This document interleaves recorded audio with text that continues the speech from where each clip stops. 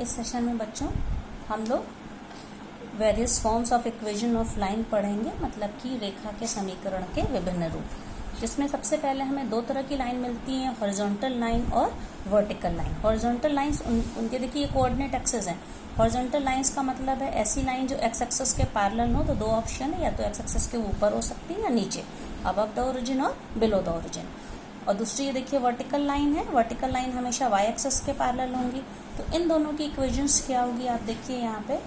तो इसमें ओरिजिन से मान लीजिए ए डिस्टेंस पे अगर कोई लाइन एक्स एक्सिस के पैरेलल है, तो आप देखिए इस लाइन एल के हर पॉइंट पे इसका वाई कोऑर्डिनेट, मतलब एक्स एक्सिस से डिस्टेंस है वो ए है, वाई कोऑर्डिनेट हर पॉइंट पे ए है, इसलिए इस लाइन की इक्वेशन क्या होगी, y इज इक्वल्स टू ए।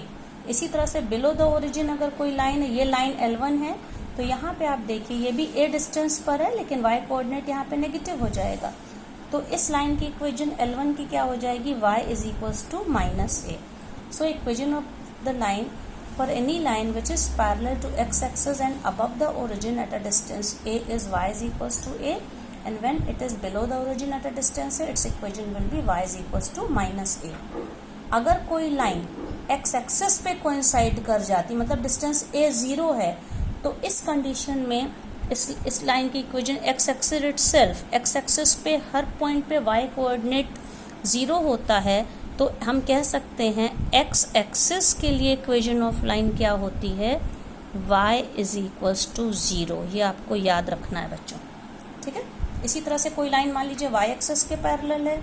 अब y एक्सिस के पैरेलल मान लीजिए b डिस्टेंस पर है, ये राइट साइड में ओरिजिन के, तो इस लाइन के हर पॉइंट का x कोऑर्डिनेट b है, तो हम कह सकते हैं इस लाइन L की इक्वेशन जो कि y एक्सिस के पैरेलल है और ओरिजिन के राइट साइड है, तो इसकी इक्वेशन हो जाएगी x is equals to b। इसी तरह से ये लाइन L1 के लिए देखिए, ये ओरिजिन के लेफ्ट साइड में है, तो इसलिए इसका हर पॉइंट, इस लाइन के हर पॉइंट पे x कोऑर्डिनेट सेम होगा and that will be minus b. तो इसकी इक्वेशन क्या हो जाएगी, x is equals to minus b. अब अगर कोई लाइन y एक्सिस पे कोइंसाइड करती है, मान लीजिए यहीं पे कोई लाइन है, तो इसका क्या मतलब है, y एक्सिस के हर पॉइंट पे x कोऑर्डिनेट 0 होता है, तो हम कह सकते हैं y एक्सिस के लिए इक्वेशन ऑफ लाइन क्या होती है, x इज इक्वल्स टू 0, ठीक है। अब इसके बाद ये तो हमने y और x एक्सिस के पैरेलल लाइंस की equation and y axis itself. अब कोई भी अगर इक्वेशन है, उसके कई रूप या कई फॉर्म होते हैं, जिसमें सबसे पहले पॉइंट स्लोप फॉर्म, मतलब एक ऐसी इक्वेशन, एक ऐसी लाइन जो किसी एक उसका फिक्स्ड पॉइंट दिया है जिससे वो पास हो रही है, दूसरा वेरिएबल पॉइंट है, मतलब उसकी पोजीशन चेंज हो रही है। तो यहाँ पे देखिए इसका p इसका फिक्स्ड पॉइंट है x1 y1, और q इसका वेरिएबल पॉइंट है, वेरिएबल के लिए कोऑर्डिनेट्स x y हैं, मतलब इस पॉइंट की लोकेशन को हम चेंज कर सकते हैं। तो पिछले सेशन में मैंने बताया था इस PQ लाइन का स्लोप क्या होगा। PQ लाइन का स्लोप क्या होगा, y2 माइनस y1, मान लीजिए ये x1 y1 है और ये x2 y2 है, तो this minus this upon this minus this, तो इस लाइन का स्लोप क्या हो जाएगा, देखिए y minus y1 upon x minus x1। अब इक्वेशन ऑफ द लाइन क्या होती है, y minus y1 is equals to slope into x minus x1। तो कोई भी लाइन किसी पॉइंट से पास हो रही है और उसका स्लोप हमें पता है, तो उसकी इक्वेशन क्या हो जाएगी, y minus y1 is equals to y2 यहाँ पे y minus y1 is equals to m into x minus x1, ये हो जाएगा। अब मान लीजिए जैसे कोई इक्वेशन है, इसके लिए दिया है कि कोई लाइन है जो कि पॉइंट 2-3 से पास हो रही है और उसका जो स्लोप है वो √3 है, तो उस लाइन की आप इक्वेशन लिखिए।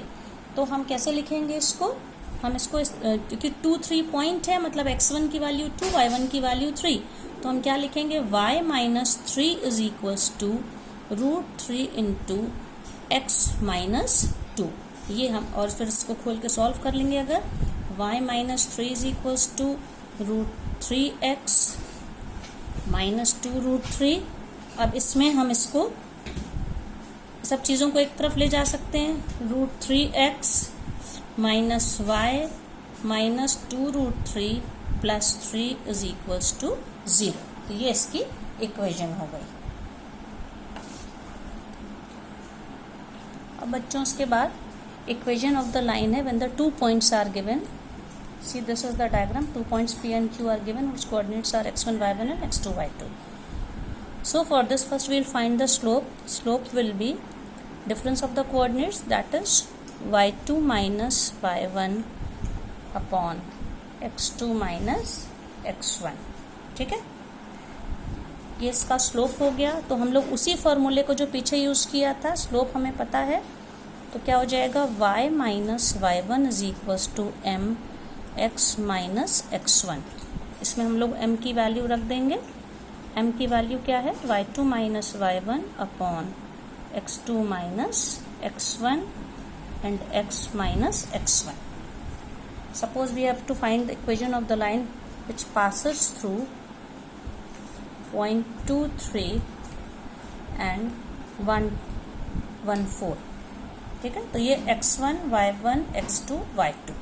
तो क्या इक्वेशन होगी, y minus y1 is 3 is equals to slope is y2 minus y1, 4 minus 3 upon x2 minus x1, 1 minus 2 and x minus x1। अब इसको हम लोग सॉल्व कर लेंगे। y minus 2 is equals to -1, ये हो जाएगा 1 माइनस 2 -1 -1 x माइनस 2 और y minus 3 is equals to x minus x plus 2।